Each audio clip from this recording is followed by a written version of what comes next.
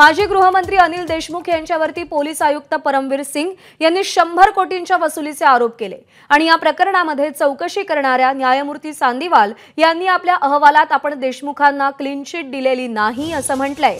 ABP माझाचे ज्येष्ठ प्रतिनिधी गणेश ठाकूर यांनी निवृत्त न्यायमूर्ती सांदिवाल यांची एक्सक्लुझिव्ह मुलाखत घेतली आणि या मुलाखतीत न्यायमूर्ती सांदिवाल यांनी अनेक स्फोटक आणि खळबळजनक गौप्यस्फोट केलेत। योग्य पुरावे आयोगासमोर येऊ दिले गेले नाहीत असं न्यायमूर्ती सांदिवाल यांनी म्हटलंय आणि विशेष म्हणजे सांदिवाल आयोगानं आपल्याला क्लीन चिट दिल्यामुळेच अहवाल सार्वजनिक होऊ दिला जात नाही असा आरोप अनिल देशमुख वारंवार करतायत। मात्र देशमुखांच्या क्लीन चिटचा दावा न्यायमूर्ती सांदिवाल यांनी एबीपी माझावर सपशेल फेटाळलाय। ते वारंवार म्हणतात की आयोगचे रिपोर्ट सार्वजनिक करावं कारण मला त्याच्यामध्ये क्लीन चिट नाही। तुम्ही त्यांना क्लीन चिट दिली आहे का? आता ते म्हणतात क्लीन चिट दिलेली आहे, पण क्लीन चिट असा कुठलाही शब्द प्रयोग माझ्या अहवालात नाही एवढं मी स्पष्टपणे सांगू शकतो। आणि परमवीर सिंगांनी जो मार्ग अंगीकारला त्याबद्दल मी टीकास्पद वर्णन माझ्या याच्यात केलेलं आहे, पण मी क्लीन चिट दिलेली नाही। साक्षी पुरावा आला नाही हे म्हटलंय।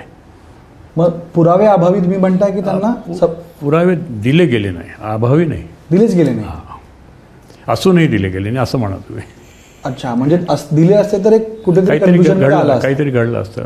परमवीर सिंगांनी शपथपत्रात सांगितल्यानंतर की मी जी काही माहिती सांगितलेली आहे ती ऐकीव स्वरूपाची होती, त्यांचे ॲडव्होकेटनं त्याच्यावर सही केली। मग मी म्हटलं असं चालणार नाही, ॲफिडेव्हिट व्यवस्थित करा, त्यांनी ते केलं।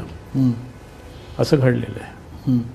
म्हणजे तेरी बी चूप मेरी बी चूपचा असा प्रकार घडलेला आहे दोघांच्या बाबतीत। आता ते एकमेकांच्या विरुद्ध आरोप प्रत्यारोप करत असतील, त्यांना लखलाव, पण त्यावेळेला जाणीव होत होती। त्यांनी जर प्रयत्न जर केला असता तर काही घडलं असतं या प्रकरणात।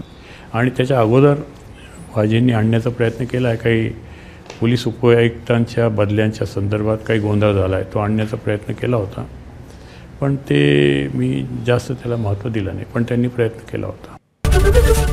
एबीपी माझा, उघडा डोळे बघा नीट।